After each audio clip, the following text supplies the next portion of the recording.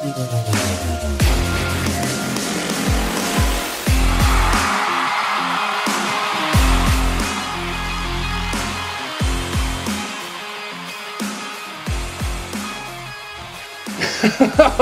I mean, I got a feeling that the comment section of this one is going to be something special because, well, the nature of the topic and the title. Chris Ballard had his end of the season press conference yesterday, and when asked about Gus Bradley's job security over here in Indianapolis and kind of if he expects Gus to be around going into next season, he gave like a resounding, unequivocal, no room for interpretation, nothing vague about it. Yes. Period. That was it. That's it. And I'll tell you, you can say what you want about Chris Ballard. I happen to love listening to Chris Ballard talk. The end of the season press conferences, for me, are amongst the most entertaining Colts content we get throughout the course of the season, other than the game day itself. I mean, that is probably in part due to the fact that he's the decision maker. He's the head honcho, but you can always expect an honest answer out of Chris Ballard to the highest degree in which he's able to do so. We know he can't just run amok and just be transparent fully and just say whatever the hell he wants. That's not how the business is operated. But Chris Ballard is going to be as honest as he can with you when he can be. And real quick, by the way, because we're going to talk about the decision to keep Gus Bradley, but can I just ask a quick favor of you guys before we get into it? Because I know how much you hate Gus Bradley, and I know many of you hate Chris Ballard as well. And I always like to encourage you guys to share your opinions over here. But also, I'm going to keep it real with you guys for just a second. I'm going to keep it 100, as the kids say. I am the kids. I don't even know why I say as the kids say. But let's not pretend that we are all just defensive gurus and aficionados over here, okay? For you to sit behind your keyboard and say, oh, Gus Bradley is running a soft zone. He needs to blitz more, right? That doesn't say anything about your knowledge of the game of football. I'm not saying you don't know anything about the game of football. I'm just saying for you to regurgitate the same thing that 95% of people are saying and make it like you've just dropped some sort of golden nugget about Gus Bradley and given us something insightful to discuss is absurd, right?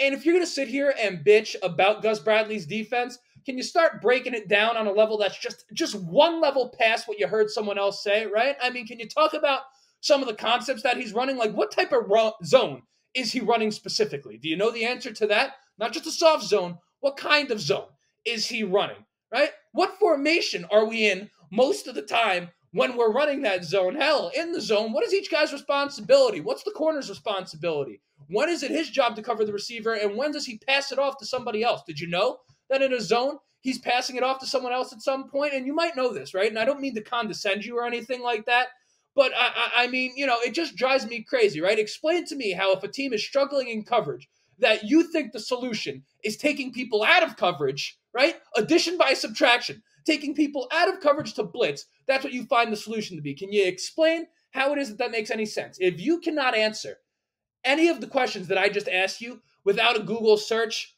can you just save your breath on this topic for me?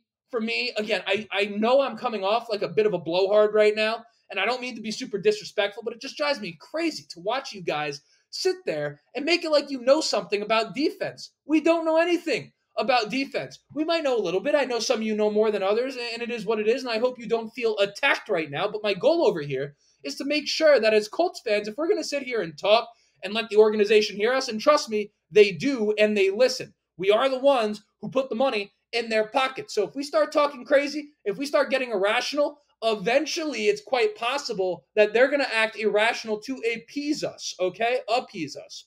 So it's just something to keep in mind. I think we have a responsibility to be rational and objective as much as we possibly can here, right?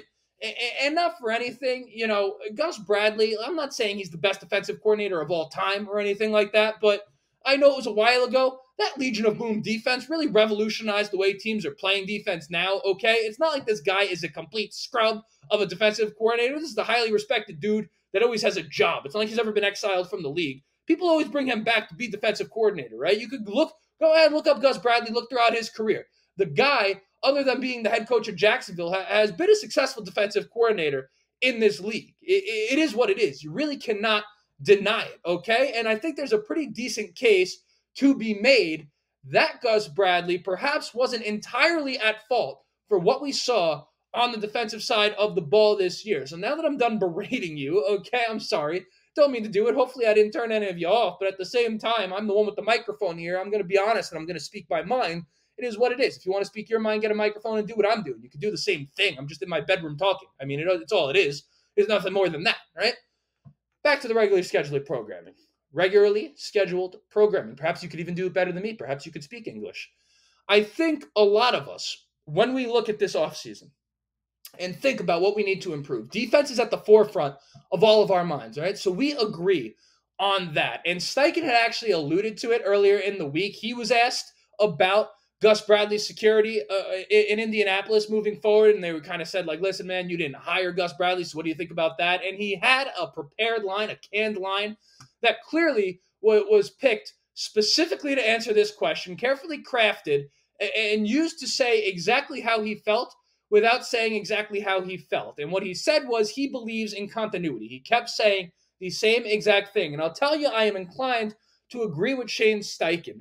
And, you know, there is something to be said about continuity because you can't just treat an NFL football team like your Madden franchise. You can't just send guys all over the place, cut them, fire your coach, do the whole thing. You can't just make all of these just flip the table over type of decisions every single offseason, every time there's a problem. That's what they call dysfunctional in the NFL. That's what teams like the Jets do and teams like the Jaguars have done for much of their time around, okay? It's called dysfunction, what you guys are calling for. And one of the things that you guys were calling for coming into this season was for this line to be completely torn apart. And I felt like to some degree, maybe not was on an island, but at least when I look at other fans, I mean, I said coming into this season, if there was one thing I was not worried about, it was the offensive line. Why?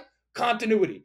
That line got better and better as the 2022 season progressed, and the offensive line is kind of like a strip of Christmas lights, right? If one of them goes out, if one of them's not working, it actually shuts off all of the lights. So if you have, I'm going to say left guard, even though Quentin Nelson obviously is not who I'm alluding to here, but if your left guard isn't getting the job done, that's going to have an effect on the left tackle. It's going to have an effect on the center, which means now if your center's affected, that actually affects the right guard. And if your right guard's affected, that affects your right tackle.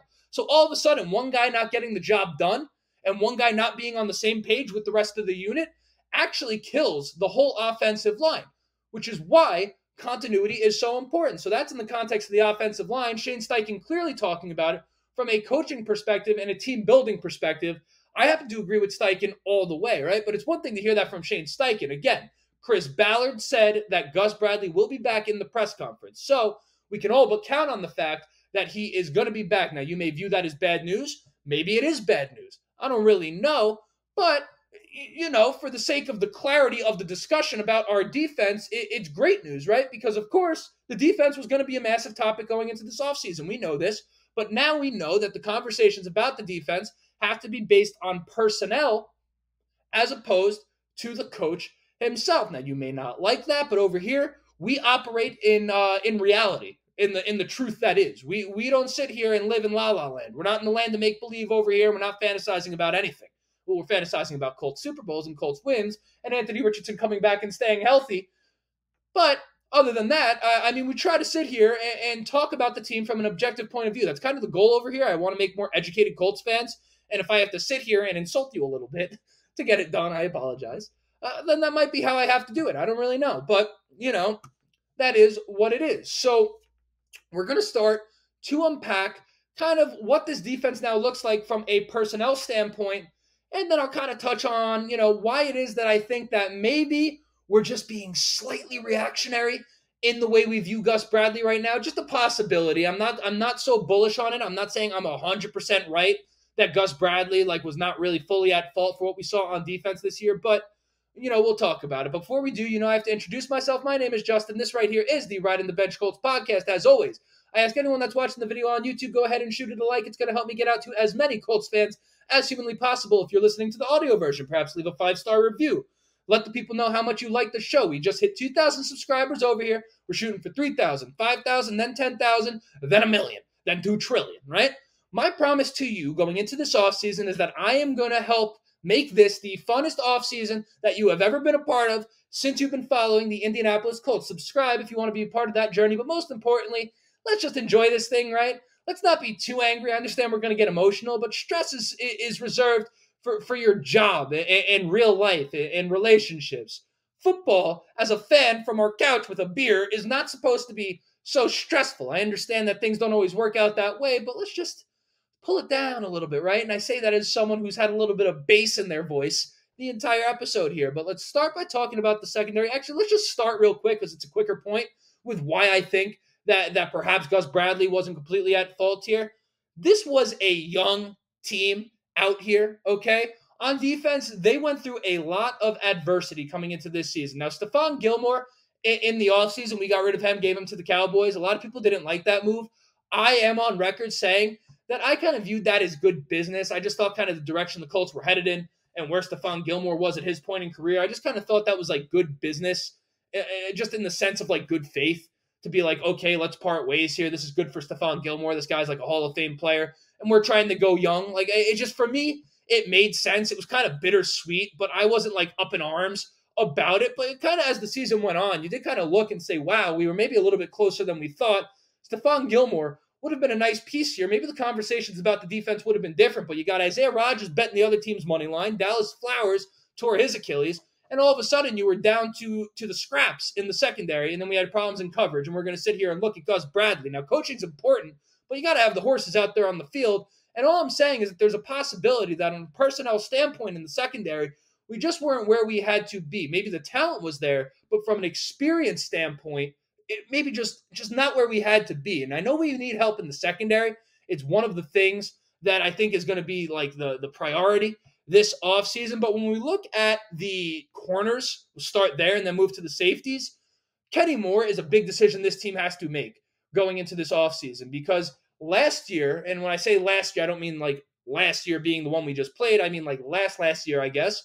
Kenny had a tough time, and now he came back this year and bounced back as you would expect a player of his caliber to do. But, I don't know if they're going to have him. For the sake of the discussion, let's assume they re-sign Kenny Moore. So if they have Kenny Moore, I just slapped my keyboard.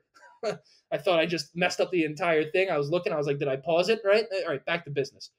If they have Kenny Moore on the team, you look, at least in terms of the top of the depth chart here, you got Kenny Moore, and then Jalen Jones and Juju Brents, who I thought were studs as rookies. Now, Juju Brents has to stay healthy. He didn't get nearly as much time on the field, both, on game day or the practice field, as he would have really need to have reached his full potential in his rookie year. But I thought, all things considered, he really came in and showed a lot of promise. I mean, he kind of has the frame, right? He's just one of these guys that looks a little bit different out there in terms of like his stature, his body type, for the corner position. Like, it does stick out to me. So I'm excited about that. Now, I think we have to add talent to that corner room, but I think a lot of people are thinking that we need to go out and make a huge splash here, maybe make a huge free agent signing, maybe draft one in the first round. And I'm not saying that that's like the worst idea in the world, but I do think that when you look at Jalen Jones, now, albeit that's a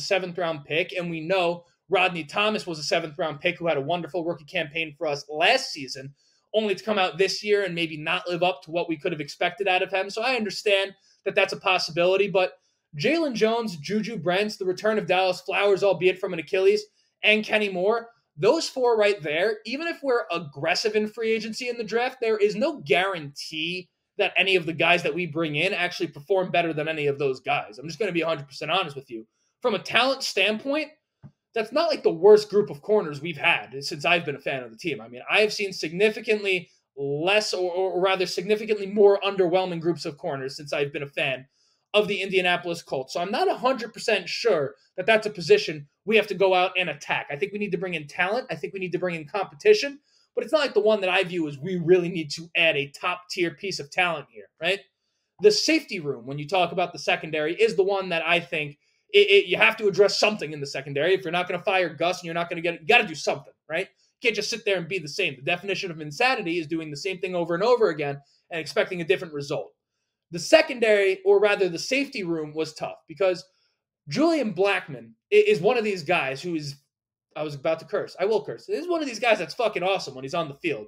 And Jay, when have I ever stopped myself from cursing before? It's for the kids, I guess, now. Jalen, come on, Justin, get it together. Julian Blackmon. Promise, guys, I'm good. Not high. Julian Blackmon is awesome when he's on the field, but the caveat is he needs to be on the field, right? And when it's not him, you have Rodney Thomas, who was nowhere near as consistent as we would have needed him to be. He was all right at times, but he wasn't a playmaker out there. He wasn't making his presence felt. And Nick Cross, we kind of like what he brings to the table. But again, consistency is an issue. And you kind of look at that room and you think about all the big plays that we allowed and all the miscommunications on the back end of the secondary. And it's easy, not easy to forget, but just something I feel the need to bring to your attention. Last year, we had a guy by the name of Rodney McLeod, and he was the adult in the room at safety. And I don't mean that to condescend any of the guys. I don't mean it that way, but that was a veteran in this league who had a lot of success. He was like 31 years old, something to that degree. Now, the Colts have Mike Mitchell coaching, and he's like a former safety who played for the team and all, so like good on that. But in terms of the players that go out there and play, Julian Blackmon, at the age of 24 years old, having missed a whole season essentially of his career with an Achilles injury, was the veteran of that safety room. So that's something to keep into account. That is a problem, right? So maybe it's not even so much a talent issue as like we need experience in that room. But at the same time, you have guys like, or a guy really, like Budda Baker. The free agent class, I may be wrong. This is off the top of my head. You got Budda Baker and really Julian Blackmon as like the two premier safeties going into this free agency class. So the Colts have an interesting decision to make there because a lot of the times the contract a guy gets isn't so much based off of how good he is. It's kind of based off of, well, how does he compare to the rest of the guys available? And then you now take market value and it kind of becomes on a curve from there. Does that make any sense? So a guy who is the top paid in one class or one free agent class may be less or more talented than a guy who's the top paid in another free agent class just based off of kind of who was available in the pool of talent. Julian Blackmon and Budda Baker are the two guys. Would I like us to get Budda Baker? Sure. I don't think he'll be back on the Cardinals. Do I think he wants to come to Indianapolis after playing in Arizona? I'm not 100% sure, but we'll have to see, right? But safety is, if I were to go first round, if I had to pick between corner and safety, I would go safety over corner in the first round with the 15th pick if we're going to kind of talk about that a little bit. But other than that, I mean, you look at the defensive side of the football, despite the fact that we need to improve, as I look at the depth chart here, it's kind of funny because who don't we like? Who don't we like? I'm going to just go through it, right? Kwity Paye, DeForest Buckner, Samson Ebukam, excellent pick. We know what Grover Stewart brings to the table. He's a prototype. In terms of a run stopper, he's everything you could possibly ask for. Tyquan Lewis, I do expect the Colts to let go. I think they'll just draft someone or kind of let Adebawore come up into that spot. Titus Leo's going to be returning. He was a draft pick this year. Tyquan Lewis is about as good as gone. That's not because he stinks. I thought he was good as a rotational piece this year. I just think, his time is up here in Indianapolis. Dayo Ndangbo is another guy. We look at the defensive line. They played excellent this year. Brian Burns is one guy, right? Because the Colts, as a unit, had a great pass rush, and they had different guys getting to the quarterback at all times. But there is no one that on every single snap scares the living hell out of the opposing lineman. Now, just because the Colts can use that doesn't mean we're going to get that because those guys don't grow on trees, right? You can't just get those. There's only so many of those guys in the league. But Brian Burns is a guy, no chance in hell he's going to be playing in Carolina last year. He kind of leads this free agent class as one of the top dudes.